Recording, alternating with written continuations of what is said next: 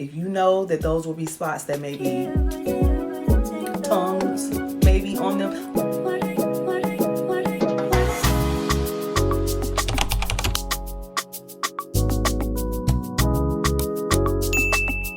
Hi everybody, and welcome back to my channel. I am Chantel, otherwise known as Tellytell. If you are new here and this came across your FYP page, please subscribe to help support this channel. For my oldies but goodies, thank you so much for joining me again, and let's go ahead and get started with today's topic. Today's topic is a topic that I went over on TikTok and it seems to be doing very well, and that is tips for appointments. If you would like to hear what I have to say about keeping yourself fresh and clean in some of the most intimate moments, then stay tuned. I do want to make a note and a disclaimer here is that these tips are for you as a person to make sure that you are feeling comfortable, fresh, and confident. So these aren't things to help impress another person, or these aren't things to make you more appealing to another person. These are just for the women that want to be more confident, more fresh and clean, and would like more tips in this specific area. I am literally going to talk about tips going from head to toe. So with that being said, we're going to talk about our scalp. If possible, you want to make sure your hair, scalp, etc. is clean, because a lot of times when people sweat, sometimes they get hot and sweat from their hair and their scalp as well. Whatever smells that you have on your scalp and in your hair, it sometimes go outwards, and hopefully it's not an offensive smell, but sometimes it is. So if you can, make sure your hair is nice and fresh before you go to your appointment. It will help you feel more confident, and it'll also help for the betterment of your partner's enjoyment. Secondly, along the line of that same tip is our scarves. Now, I've talked to many people before, men and women, and a lot of people say that a deterrent for them is the smell of a woman's scarf. I typically keep about 5 or 6 scarves in my drawer, and I just rotate them out just for myself. And every time I get my hair freshly washed and clean, I want to make sure I have a fresh scarf. So making sure that you maybe get a couple of scarves, rotate them, make sure you pop one in the washer every single week, and then make sure you have a fresh scarf. Another tip has to do with our makeup.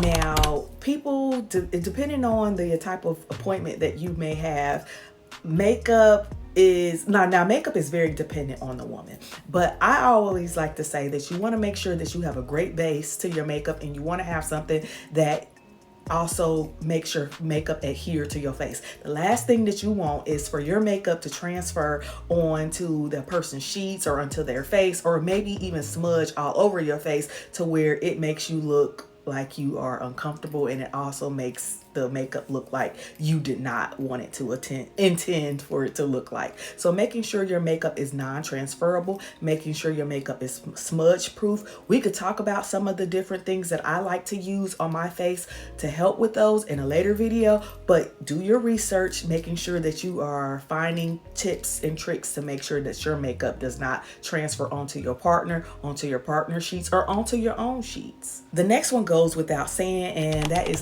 our oral hygiene. Not just making sure that your teeth are brushed, but that your teeth are also flossed, and making sure that your tongue is clean, brushed, and fresh as well. And the reason why I say tongue is, back in the day when I was younger, we're here, we're a community here, so I'm just gonna talk to y'all like I would any of my little sisters or my big sisters or my little brothers or big brothers.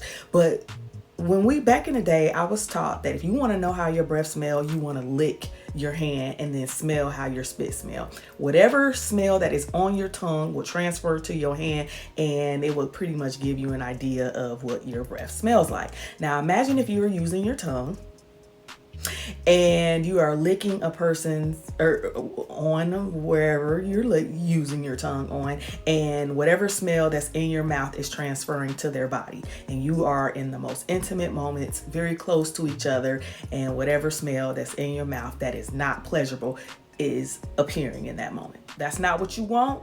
So we are So I'm just gonna leave it at that. Make sure that your oral hygiene is on up to par, specifically making sure that you brush and take care of your tongue and floss. So let's talk about deodorant, because one of the things that will ruin an intimate moment is body smells, specifically must. Now, we talked about must in a couple of different videos. I actually said that I was going to do a full video over the Musty curve, which I'm going to talk about momentarily. But you want to make sure that you have a deodorant that's going to work for you, that's going to last you through those high intensity moments. And you also want to make sure that prior to applying your deodorant that you are bathing very well, which is another tip. Bathing intentionally, making sure that you are washing in between your hands, your toes, making sure that you are washing your netherlands in between your butt, every single place that you would like. Let me go ahead and just get into that other tip, and making sure that you are using a very cleansing agent. I like Dial. Some people like other antibacterial or deodorant based soaps, and then I like to go into a moisturizing soap afterwards. So making sure that you do that as well. But anyway, after you're doing that, you want to make sure that you are getting off all of the old deodorant from the night before or the day before you are applying new deodorant. The reason why I say this is because deodorant on top of old deodorant and unexfoliated skin, I actually like to go in with an exfoliating cloth and get in there, but deodorant on top of skin that's not been exfoliated, it doesn't seem to work as it should. So I know I kind of mixed those tips all together, but making sure that you are intentionally bathing, making sure that you are using a very cleansing soap, specifically an antibacterial soap if you can handle it. If you can't handle it, maybe try and mixing it with the moisturizing soap at the same time. That will help kill germs before they even start. And then making sure that you are exfoliating and taking off all deodorant and other things prior to reapplying your deodorant.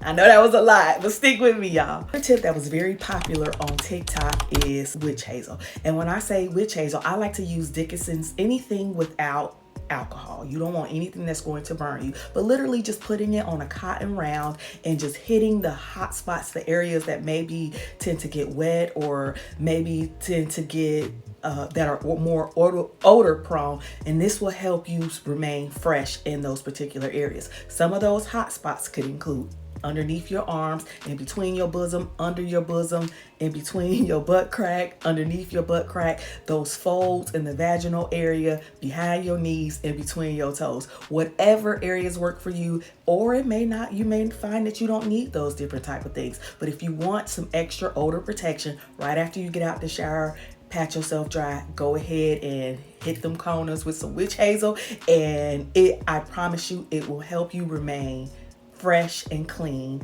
throughout your intimate experience. We're almost nearing toward the end, but one of the things that you don't want to do is be cutting up someone's sheets or cutting up your own sheets. So you want to make sure that you have some adequate foot care and making sure that your feet are nice, supple, and soft. I actually have listed below some of my favorite urea creams. I like to go in and exfoliate my feet gently with an exfoliating agent, which I'll also link below. Put on a little bit of urea cream after you do those things, and then making sure once you pat after you shower, pat your feet dry and putting on your urea cream, you are applying a thick butter, like some cocoa butter, like a cocoa butter mix, shea butter, something that's thick and emollient that will lock all of that in. That will keep your feet not only not ashy, but it will keep them soft, supple, and not cutting up on people's sheets. The very last tip that I have, despite me being a perfume girl, I am big on making sure that you are not suffocating a person when you are in an intimate setting. Using a perfume that is either soft and clean or either soft and sweet is something that I'm very keen on. You don't want to use your Tom Ford Black Orchids. You don't want to use, if it is my opinion, you don't want to use your regular Gelenas. If you do use those things, spray them in the most minute and maybe the most small way that you can possible. But using something light and fresh, maybe like a Bare Vanilla body spray, or using something like Escapade Gourmand, and just hitting certain spots. If you know that those will be spots that may be tongues maybe on them, avoiding those areas. But some other common areas that may not be subjected to someone's tongue is generally like the lower back, the inside of your arms, behind your knees. Fumi Monet likes to say on your ankles, areas that won't be too cloying, because when you're one-on-one with someone in such a small or in close quarters with someone, the last thing you want is their perfume or cologne to be glaring on you. Trust me when I say this, it is not a nice experience for the person who is experiencing it.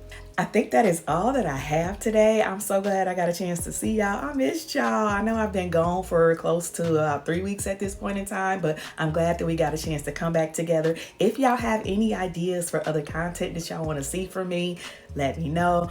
I got some fall tips that I want to talk about. I got some empties that I want to show y'all. Anyway, before I start talking too much, if you have stayed this long, you are a real one, and I truly do appreciate you. Otherwise, I will see y'all the next time.